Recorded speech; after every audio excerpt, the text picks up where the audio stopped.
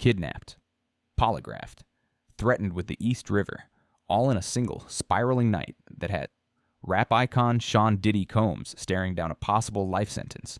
What really happened behind the velvet rope of hip-hop's most powerful empire? And how did one personal assistant become the star witness in a case that could rewrite music industry history?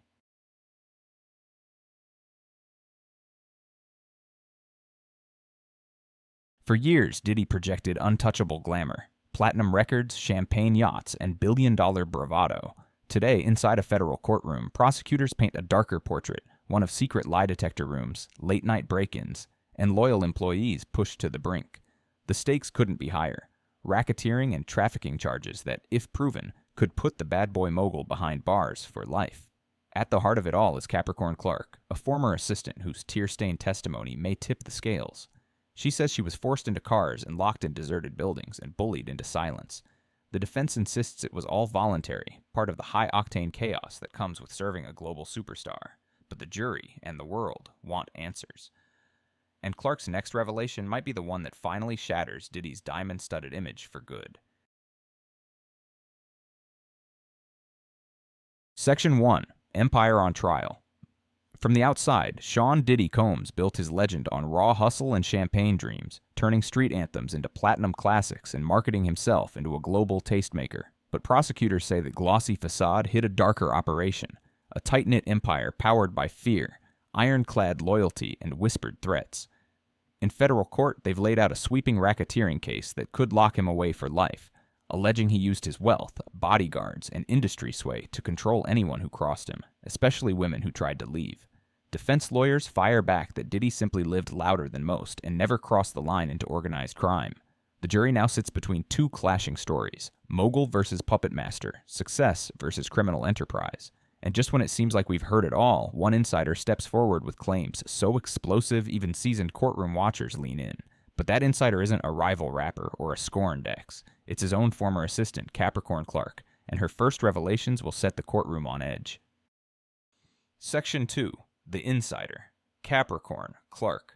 Capricorn, Clark entered Diddy's orbit as a bright-eyed assistant eager to climb the music ladder. From day one, she learned that loyalty wasn't just expected, it was enforced. Her phone never powered down, her apartment doubled as an after-hours command post, and every whispered secret came with an unspoken warning: don't repeat this to anyone. The perks looked dazzling: private jets, all-access passes. But the price was constant proximity to a man rumored to fire employees for blinking at the wrong time. Clark says she became less of an assistant and more of a shield, ushering VIPs past Diddy's mood swings and smoothing over late-night chaos so headlines never saw daylight. She thought she could handle it, until the December night a furious Diddy burst through her door with a weapon and one burning question: who is Kid Cudi? Section 3. The Kid Cudi Confrontation. December 22nd, 2011. Clark was winding down when Diddy barged into her apartment, pistol flashing from his waistband and rage in his voice. "Why didn't you tell me? Who is Scott? Kid Cudi?" he snapped. Clark swore she had no idea Cassie was seeing the Cleveland rapper, but denial wasn't an option. Diddy ordered her into his SUV alongside a silent bodyguard named Ruben. According to Clark, the ride felt less like a commute and more like a kidnapping. She sat between two men, headlights slicing the darkness as they sped to Cudi's Los Angeles home. Reports claim that once inside, Diddy and Ruben ransacked the place. Clark, left in the car, secretly called Cassie. Get Cudi away. He could get himself hurt. When the pair emerged, Cody's Christmas gifts were ripped open, his dog locked in a bathroom, and the air smelled of panic. The message was clear: no one dates Cassie without Diddy's say-so. Hours later, Clark says Diddy upped the stakes. He ordered her to collect Cassie and persuade Cudi to stay silent.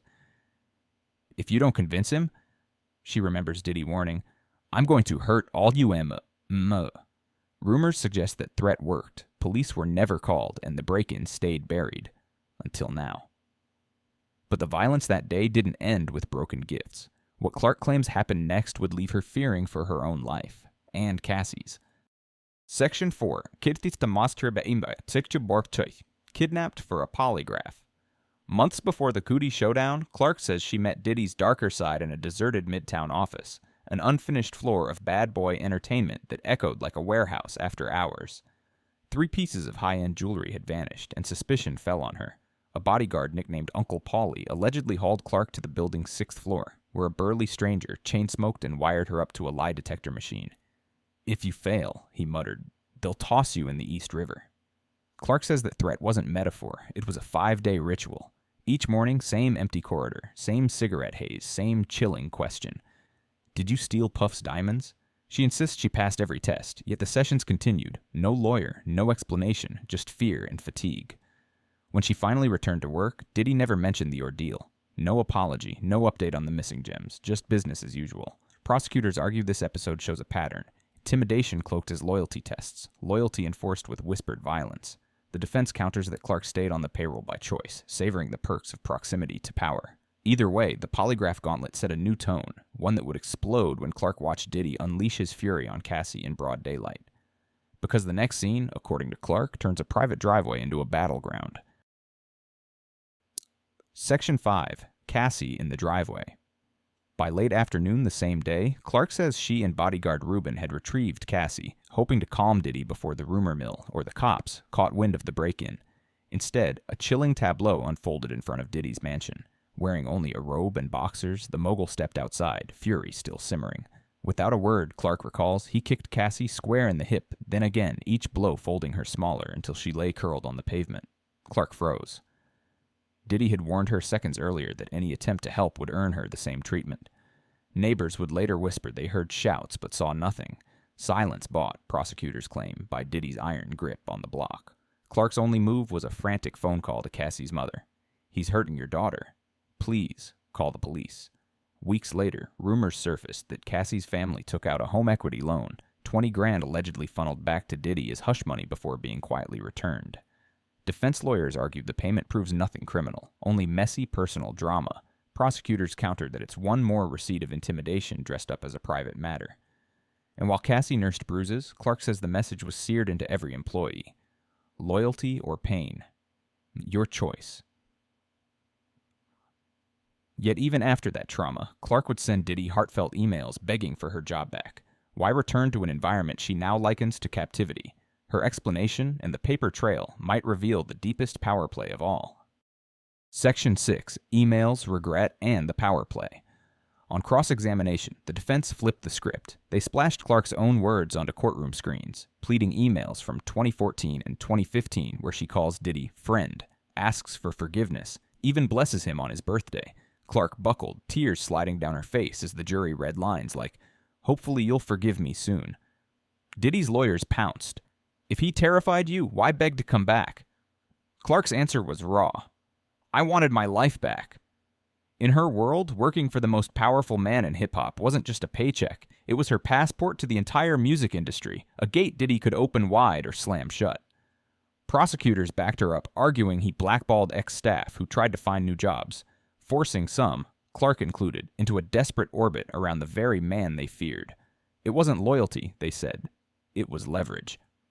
And those emails, far from proof of contentment, were the digital equivalent of hostage notes written with a smile. Whether jurors buy that argument could decide the whole case. Because the next question is bigger than any single assistant. Was Diddy's empire simply larger than life excess, or a calculated criminal machine? That showdown is coming, and the evidence prosecutors plan to reveal may redraw the line between wild celebrity and organized crime.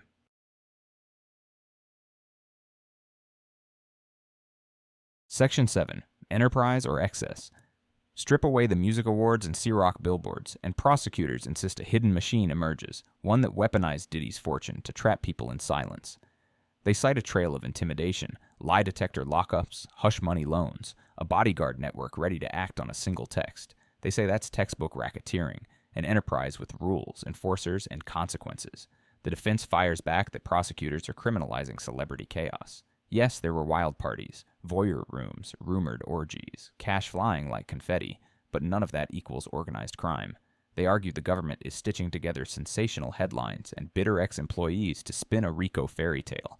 Somewhere between those extremes swirl unverified claims, sealed video evidence rumored to show disciplinary beatdowns, ex-staff quietly contacting the feds, whispers of a private vault of NDAs thicker than a phone book. Reports claim even music executives once too scared to speak are now trading stories with investigators. If any of that surfaces in open court, the jury could see a pattern that stretches far beyond one assistant's nightmare. The stakes couldn't be higher. Life in prison for Diddy and a legal precedent that could redefine how power, privacy, and celebrity collide. And as the next witnesses line up, rumored to include bodyguards who once cleaned up after late-night mayhem, the question looms: was this just reckless excess or the blueprint of a criminal empire? Section 8. What happens next, Capricorn? Clark's testimony stitched together a chilling timeline: gunpoint confrontations, 5-day polygraph marathons, driveway assaults, each moment hinting that loyalty inside the bad boy empire wasn't earned, it was enforced. The defense counters with those emails, dripping in nostalgia, saying Clark was free to leave and desperate to return. Now the trial balances on a razor's edge. Is this a cautionary tale about fame gone feral, or proof that hip-hop's most celebrated mogul quietly ran a fear-based syndicate? In the coming days, jurors are expected to hear from the very enforcers who allegedly kept the silence. Bodyguards, ex-assistants, maybe even insiders who signed those infamous NDAs. Prosecutors promise undisclosed recordings. Defense lawyers hint at motive-shredding revelations. One side will crack first, and when it does, the verdict could echo far beyond this courtroom, reshaping how we judge the private kingdoms of powerful artists. So ask yourself, if the luxury, the parties, and the platinum hits never stopped you from seeing the danger, what would? Was this enterprise hiding in plain sight, or are we watching a legend get dismantled by rumor and regret? Drop your take below and stay locked, because the next witness might finally answer whether Sean Diddy Combs built an empire of music, but or a monopoly of fear.